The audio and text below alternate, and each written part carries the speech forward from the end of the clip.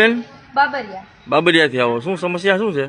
સવારમાં બસ 5 વાગે આવે અને બપોરે બસ અમારે 2 વાગે આવે, તો અમારે હું સવારમાંથી અટાણ સુધી અમારે સવારમાં બેહવું પડે, અત્યારે બેહવું પડે.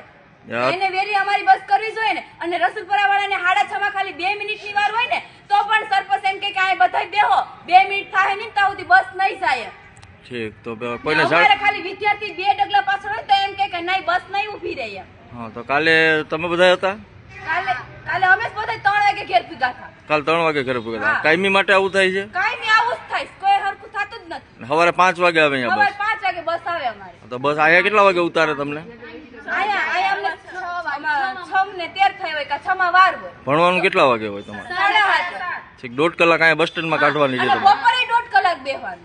બપોરે 1.5 કલાક બેસવાનું. હા, સવારમાં વેલી આવે બસ તો બપોરે વેલી આવવી જોઈએ ને બસ. રજૂઆત કરી હતી કોઈને? અરે 15 થી 16 વાર કરી.